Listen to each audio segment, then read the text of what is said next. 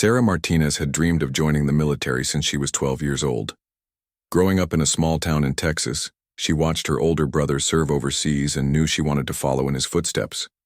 When she finally enlisted at 18, she was ready for the challenges ahead, or so she thought. Basic training at Fort Benning was everything she expected, and more. The physical demands pushed her to her limits, but Sarah thrived under pressure. She excelled in combat exercises, navigation courses, and tactical planning. Her drill sergeants noticed her natural leadership abilities and her uncanny accuracy with firearms during initial weapons training. However, not everyone was pleased with Sarah's rapid progress. Among her fellow recruits were several men who had grown up in military families and expected to dominate the training program. They had assumed that women would struggle with the more demanding aspects of military life, especially marksmanship and combat scenarios. As weeks passed, Sarah consistently outperformed many of her male counterparts. During hand-to-hand combat training, she used her smaller frame and quick thinking to defeat opponents twice her size. In academic sessions, she scored in the top 5%, but it was during weapons training that she truly shined, hitting targets that others missed and demonstrating an intuitive understanding of ballistics and wind compensation. The resentment from some of her fellow recruits began to grow. They started making snide comments about her achievements, suggesting that instructors were going easy on her because she was a woman. Some claimed she was receiving special treatment, or that the targets were somehow made easier for her sessions. Marcus Thompson, a recruit from a long line of military officers, became particularly vocal about his displeasure. He had expected to be the standout performer in their training company, following the tradition of excellence his family had maintained for 3 generations. Seeing Sarah consistently outrank him in various exercises wounded his pride and challenged everything he believed about military hierarchy. The tension reached a breaking point during the 7th week of training. Sarah had just scored a perfect round during a challenging marksmanship test, hitting all targets at varying distances under time pressure.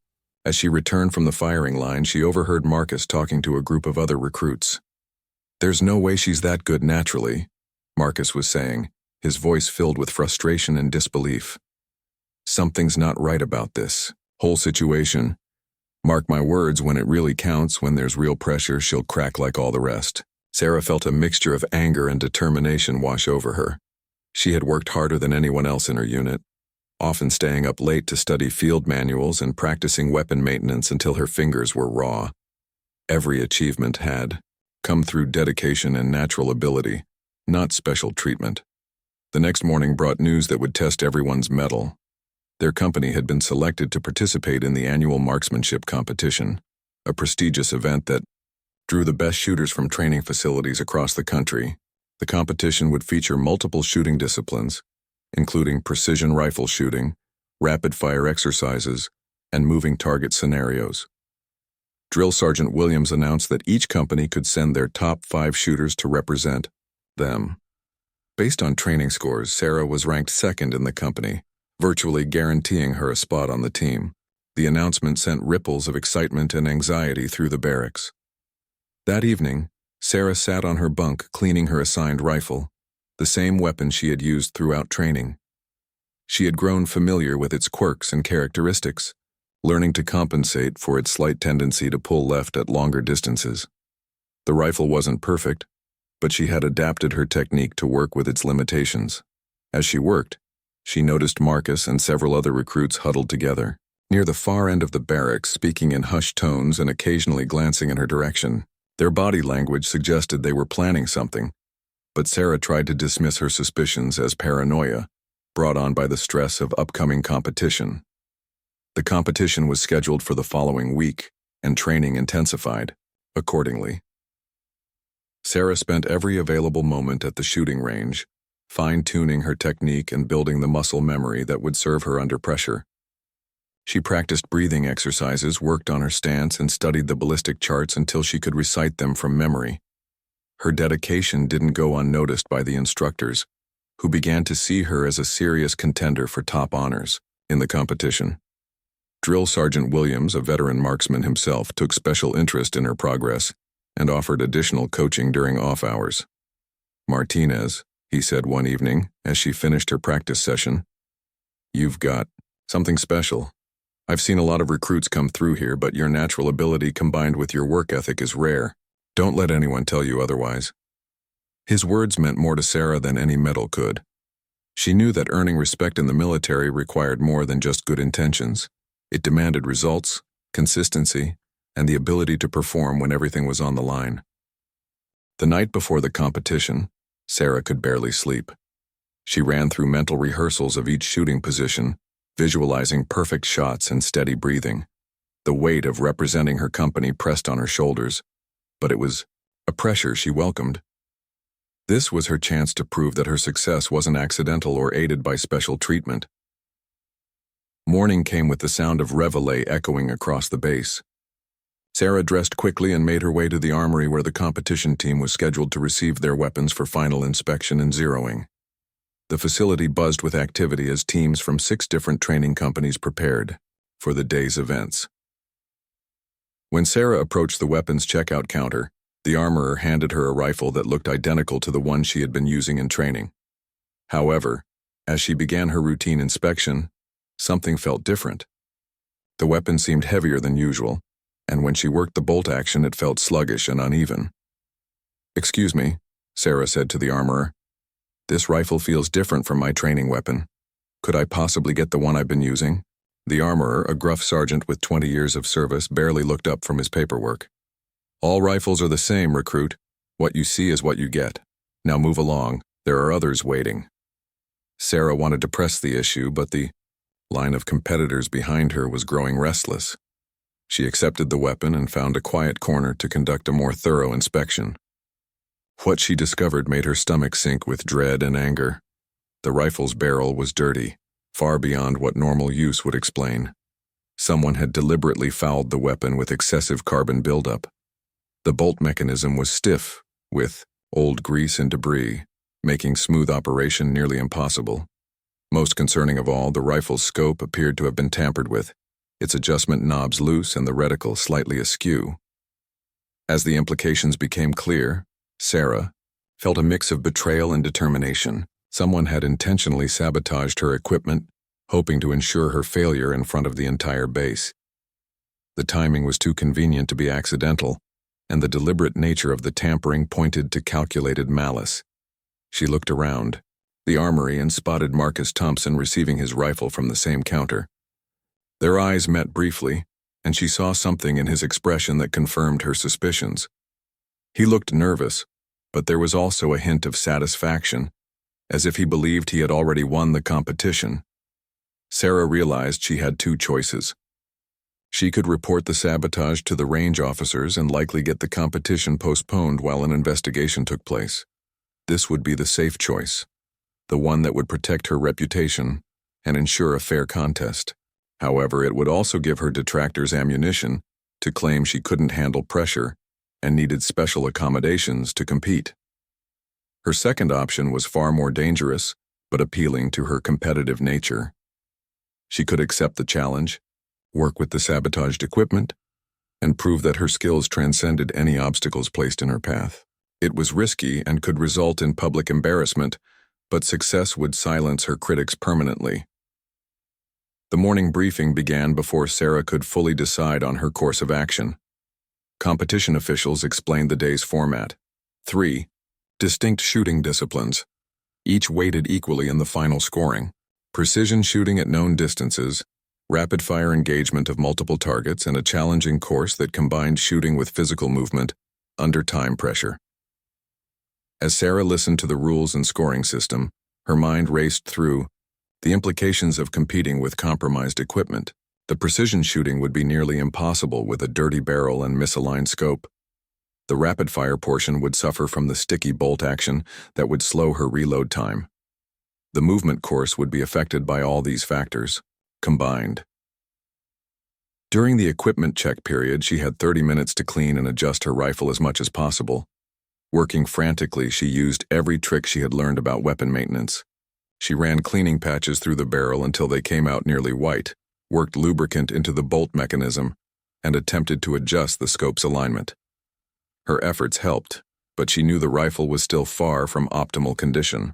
The scope's adjustment mechanisms had been deliberately damaged, leaving her with a sight picture that was slightly off-center. The bolt action was smoother than before but still caught occasionally, especially under rapid manipulation. Other competitors used their preparation time for final practice shots and mental preparation. Sarah spent every minute battling the sabotage that threatened to derail her performance. The irony wasn't lost on her that while others visualized success, she was literally fighting for the basic functionality of her equipment. As the 30-minute preparation period ended, Drill Sergeant Williams approached her station. He had noticed her frantic activity and could see the stress written across her face. "Everything all right, Martinez?" he asked, his experienced eye taking in the scattered cleaning supplies and her obvious frustration. Sarah paused, knowing this was her last chance to report the sabotage. One word to Williams would trigger an investigation and likely result in justice for whoever had tampered with her rifle. But she also knew it would overshadow whatever success she might achieve and give her detractors exactly the ammunition they wanted. "Everything's fine, Sergeant," she replied, her voice steady, despite the turmoil in her mind. "Just making sure everything's perfect for the competition." Williams studied her face for a moment, clearly sensing that something was wrong. However, he also recognized the determination in her eyes and the set of her jaw that indicated she had made up her mind about something important. "All right then," he said finally. "Remember, it's not about the equipment, Martinez. It's about the shooter behind it. Show them what you're made of." The first event was precision shooting at known distances, ranging from 100 to 500 meters. Competitors would fire from prone, sitting, and standing positions, with scoring based on accuracy and consistency. Sarah watched as the first group of shooters took their positions, their rifles gleaming in the morning sun and their movements fluid and confident. When her turn arrived, Sarah approached the firing line with the sabotaged rifle slung across her shoulder. The weight felt wrong, the balance off, but she forced herself to project confidence. Spectators lined the observation area, including drill sergeants from various companies and fellow recruits who had come to watch the competition. She could see Marcus among the spectators, standing with the group of recruits who had been most vocal in their criticism of her achievements. Their expressions ranged from barely concealed anticipation to outright smugness, as if they were watching a show they had orchestrated for their own entertainment. The range officer called for the first string of fire, 10 shots from the prone position at 100 meters. Sarah settled into position, feeling the familiar comfort of the shooting stance despite the unfamiliar rifle. She peered through the scope and immediately saw the problem she had anticipated. The crosshairs were slightly off-center, requiring her to compensate by aiming at a different point on each target. Her first shot went wide of the bullseye, confirming her suspicions about the scope's alignment. The crowd of spectators stirred, and she could hear whispered comments about her apparent nervousness.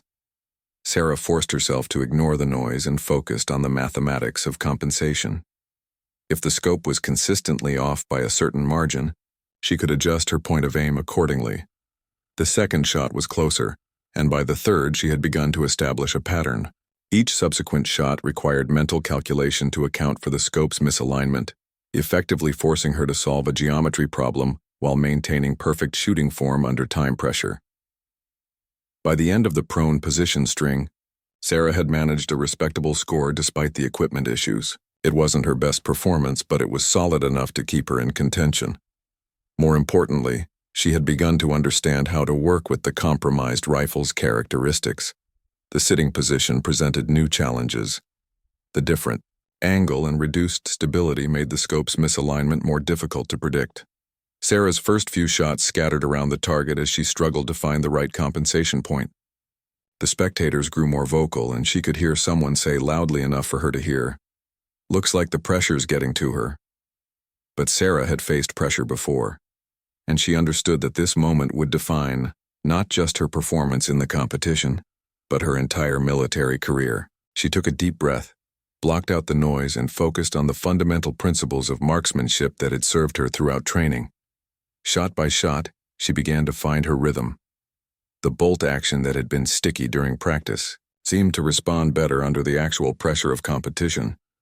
as if the adrenaline in her system had sharpened her technique. Each trigger pull was deliberate and controlled, each sight picture carefully calculated to account for the scope's deficiencies. The standing position, traditionally the most difficult for precision shooting, became Sarah's strongest performance of the event. Perhaps because she had already adapted to working with imperfect equipment, or perhaps because the upright stance somehow minimized the scope's alignment issues, her shots began clustering near the center of the target with impressive consistency. As she fired her final shot in the precision event, Sarah felt a mixture of relief and cautious optimism. She had not only survived the sabotage attempt, but had managed to post a competitive score. The exact results wouldn't be announced until all competitors had finished, but she could see from the target retrieval that her performance had been respectable. Marcus Thompson shot immediately after Sarah, using equipment that appeared to be in perfect condition. His rifle's bolt action was smooth and silent, and his scope clearly provided a perfect sight picture. Yet as Sarah watched his performance from the spectator area, she noticed something interesting. His shots, while accurate, lacked the consistency that comes from having to fight for every point of precision. The irony wasn't lost on her that while the sabotage had been intended to handicap her performance, it had actually forced her to develop a deeper level of skill and mental toughness. Every shot she had fired required conscious compensation and calculation, making her a more complete marksman than if she had simply relied on perfect equipment. During the break between events, several fellow competitors approached Sarah with looks of respect and curiosity. Word had begun to spread that something unusual was happening with her equipment, though no one knew the full extent of the sabotage she was overcoming. "How are you getting such tight groups with that old rifle?" asked Jennifer Walsh, a competitor, from another company who had been watching Sarah's performance with professional interest. "I've been struggling with my shots today, and my equipment is supposed to be perfectly zeroed."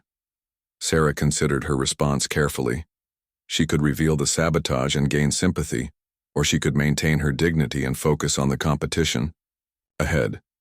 "Sometimes you just have to work with what you're given," she replied simply. "Equipment is important, but it's not everything." The conversation was interrupted by the announcement for the second event, rapid-fire engagement of multiple targets. This portion of the competition would test not only accuracy but speed, and the ability to transition quickly between targets at varying distances. The sticky bolt action that Sarah had been fighting would be put to its ultimate test. As competitors began checking their equipment for the rapid-fire event, Sarah noticed that her rifle's bolt had loosened up considerably during the precision shooting. The heat generated by repeated firing and the repeated manipulation of the mechanism had worked some of the deliberately placed debris free from the action. She realized that each stage of the competition was actually helping her overcome the sabotage. The equipment was healing itself through use, and her skills were adapting to its quirks with every shot fired.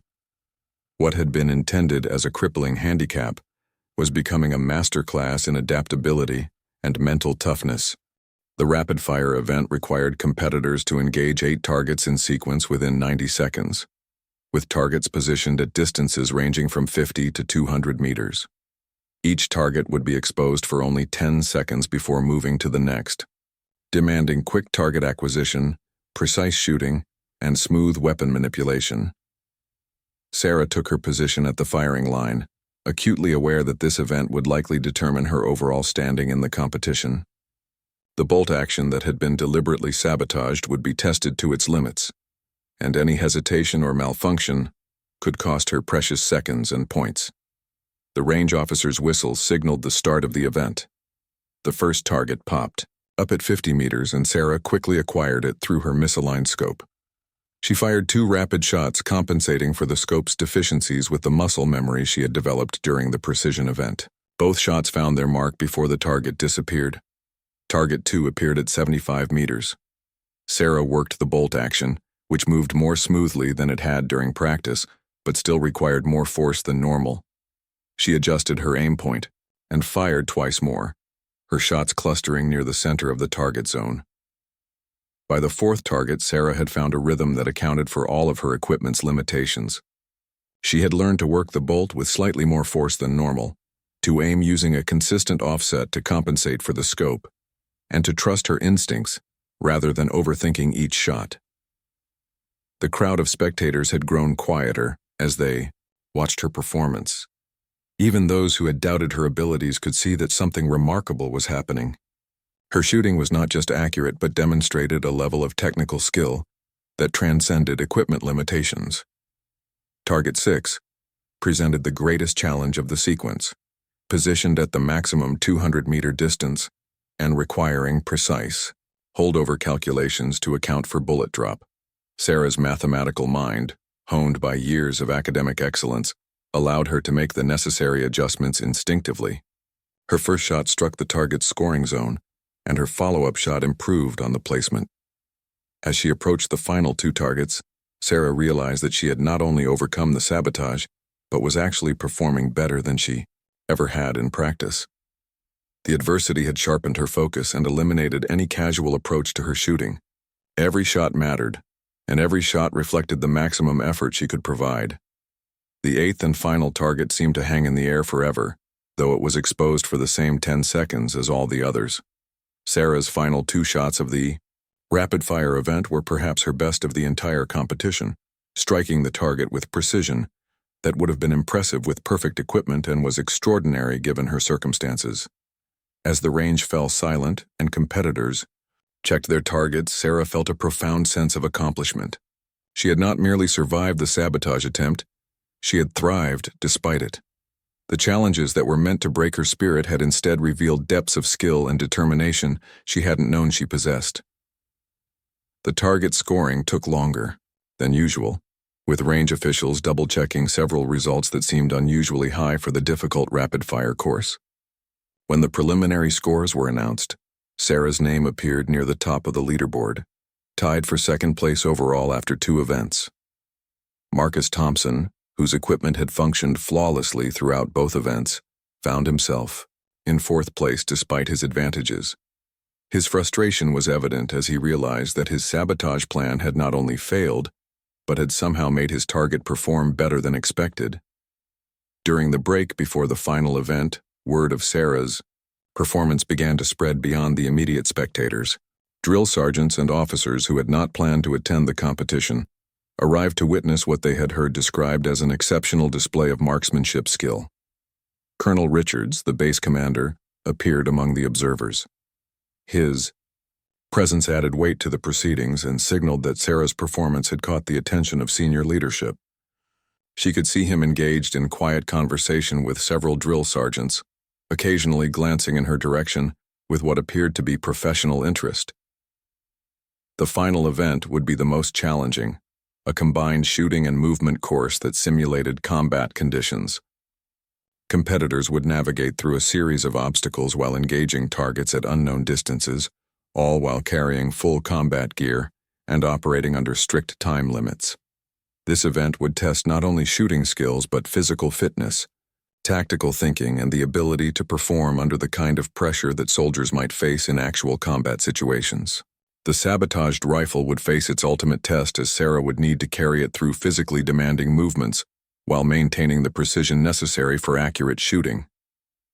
As she prepared for the final event, Sarah reflected on how much the competition had already changed her understanding of her own capabilities. She had always known she was a good shooter, but the sabotage had forced her to discover reserves of skill and mental toughness that she hadn't realized existed. The equipment that had been tampered with in an attempt to ensure her failure had, instead, become the instrument of her greatest achievement. Every shot fired with the compromised rifle had taught her something new about adaptability, problem-solving, and the power of determination over circumstances. More importantly, she had learned that excellence wasn't about having perfect conditions or equipment. True mastery meant performing at the highest level regardless of obstacles, setbacks, or the actions of those who wished to see you fail. The sabotage had been intended as a lesson in humility, but had instead become a masterclass in perseverance. As she checked her rifle one final time before the movement course, Sarah noticed that the bolt action was now functioning almost normally. The repeated use and heat cycles had worked most of the deliberately placed debris free from the mechanism. The scope remained slightly misaligned, but she had long since adapted to its characteristics. She realized that in a strange way, she had formed a partnership with the sabotaged equipment. Together, they had overcome the obstacles placed in their path and achieved something neither could have accomplished alone. The final event began with competitors starting at 30-second intervals to prevent interference between shooters. Sarah would go fifth in the rotation, giving her the opportunity to observe the first few attempts and understand the course layout while also building anticipation among the growing crowd of spectators. The course stretched over 400 meters of varied terrain, incorporating natural obstacles, constructed barriers, and elevation changes that would challenge both shooting skills and physical conditioning.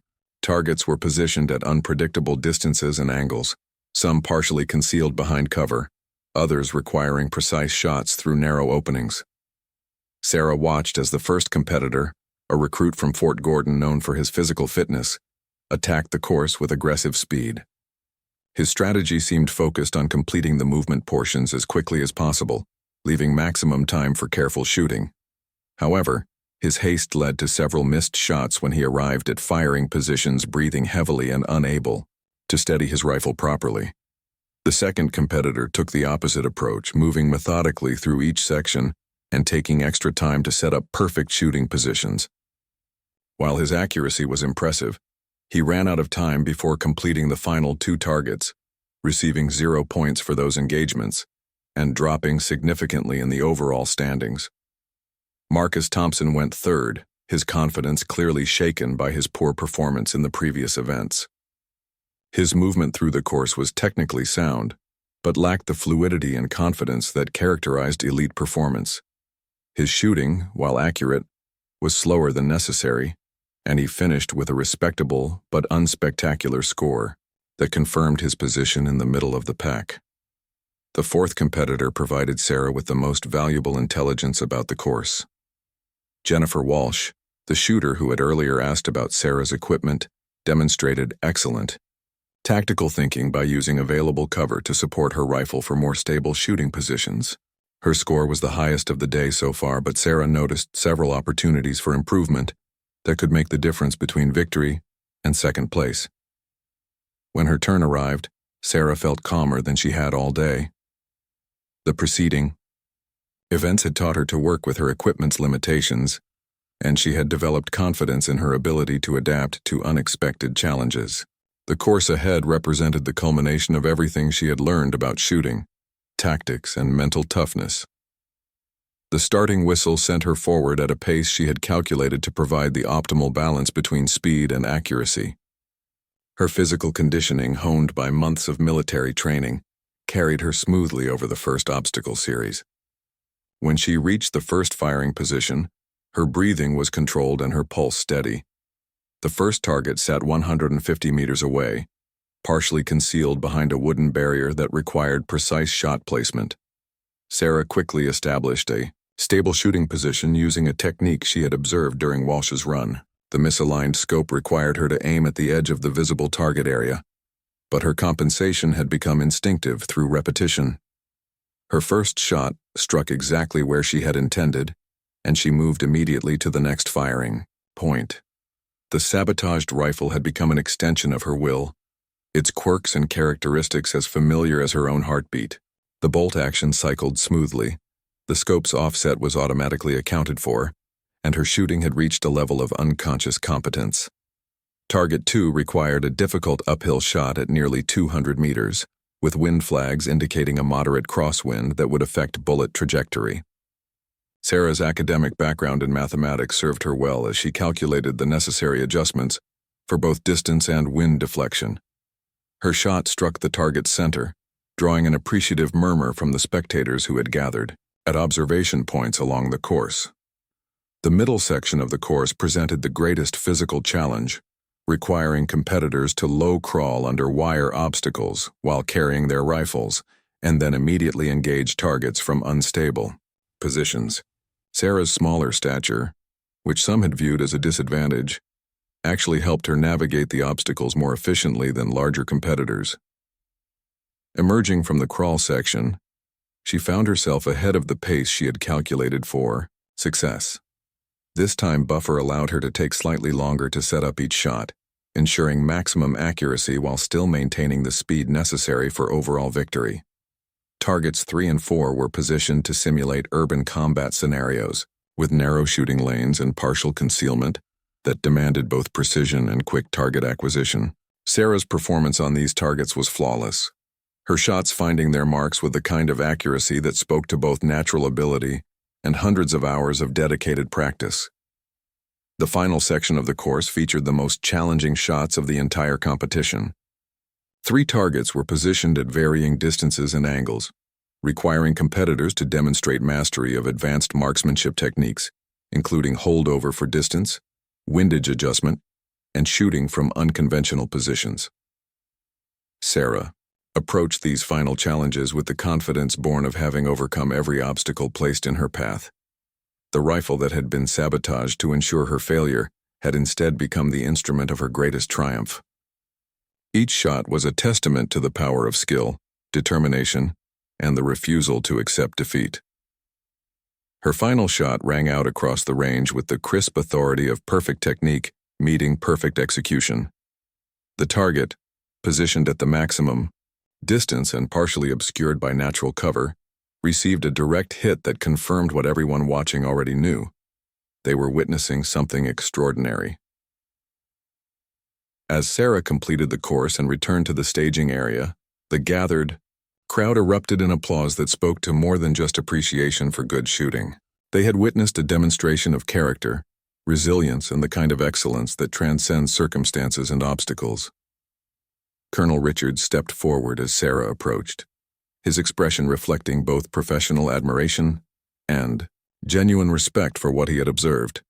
The base commander rarely involved himself directly in recruit training activities, but exceptional performance had a way of drawing the attention of senior leadership. The final scoring took nearly an hour as range officials triple-checked results that seemed almost impossible, given the difficulty of the competition. Sarah waited with the other competitors in the staging area, her sabotaged rifle finally resting, after the most demanding test of its compromised capabilities. When the results were announced, the crowd fell silent in anticipation. Third place went to Jennifer Walsh, whose tactical approach and consistent shooting had earned her a well-deserved spot on the podium. Second place was awarded to a competitor from Fort Campbell, whose smooth technique and excellent equipment had carried him to a strong finish. First place and new base record holder with a combined score of 487 out of 500 possible points, the announcer's voice carried across the range, Private Sarah Martinez representing Bravo Company, 3rd Training Battalion. The silence that followed lasted only a moment before exploding into applause that seemed to shake the ground. Sarah had not only won the competition, but had set a new base record that might stand for years to come. The achievement was made even more remarkable by the knowledge, spreading through whispered conversations, that she had accomplished it with equipment that had been deliberately sabotaged. Colonel Richards personally presented Sarah with the winner's trophy, a moment captured by the base photographer and destined to become part of military training lore. "Private Martinez," he said quietly enough that only she could hear. "Outstanding soldiers don't make excuses, they make results. Today you've shown everyone here what true excellence looks like." As the ceremony concluded and competitors began to disperse, Sarah found herself surrounded by fellow recruits, drill sergeants, and officers who wanted to understand how she had achieved such an extraordinary performance. The questions came from genuine professional curiosity, rather than the skepticism she had faced earlier. Marcus Thompson approached her as the crowd thinned, his expression a mixture of shame and reluctant respect. The weight of his actions seemed to press down on his shoulders as he struggled to find words adequate to the moment. "I need to tell you something," he began, his voice barely audible above the ongoing conversations around them. "What happened to your rifle? That wasn't an accident. I thought if you couldn't compete with perfect equipment, you didn't deserve to be here." Sarah studied his face, seeing genuine remorse alongside the admission of guilt. She had suspected his involvement from the beginning, but hearing the confession confirmed what she had chosen to overcome, rather than report. "I know," she replied, simply, her voice free of anger or accusation. "I figured it out this morning during equipment check." Marcus looked stunned. "You knew?" Why didn't you report it? You could have gotten a fair rifle had me thrown out of the program. Sarah considered her response carefully. She could have destroyed his military career with a single report, could have used his admission as vindication for her choice to compete despite the sabotage. Instead, she saw an opportunity for something more valuable than revenge. Because proving I could overcome sabotage was more important than proving you were wrong, she said finally. Excellence isn't about having perfect conditions. It's about performing at your best regardless of circumstances. The conversation drew the attention of Drill Sergeant Williams, who had been observing from a distance. His experienced eye recognized the significance of what was happening between the two recruits, and he approached with the measured gait of someone prepared to handle whatever truth might emerge. "Is there something I need to know about recruits?" Williams asked, his tone suggesting he was already aware that something significant had occurred beyond the competition results. Marcus straightened to attention, his military bearing returning despite his emotional turmoil. "Drill Sergeant, I need to report a violation of military honor. I deliberately sabotaged Private Martinez's rifle before the competition." The admission hung in the air like smoke from a fired rifle. Williams's expression didn't change, but Sarah could see the wheels turning behind his experienced eyes as he processed the implications of what he had just heard. "I see," Williams said finally. "And you're reporting this why, Thompson?" "Because after watching what she accomplished today, I realized that what I did was wrong. She deserved better from a fellow soldier." Sarah watched as Williams considered his response. Military justice demanded consequences for Thompson's actions, but the situation was complicated by her choice to compete despite knowing about the sabotage and by Thompson's voluntary confession. "Martinez," Williams turned to her. "What do you think should happen here?" The question put Sarah in an impossible position. She could demand justice and see Thompson removed from the program, or she could show mercy and risk being seen as weak. Neither option felt entirely right. "Drill Sergeant, Thompson made a mistake, but he's owning up to it. Maybe the best consequence is making sure he understands what real military honor looks like going forward." Williams nodded slowly, his decision clearly made. "Thompson, you'll spend the next month on extra duty, cleaning weapons and assisting with range maintenance. More importantly, you'll think every day about the difference between a soldier who makes excuses and one who makes results. Martinez just gave you a lesson in leadership that's worth more than anything you'll learn in a classroom."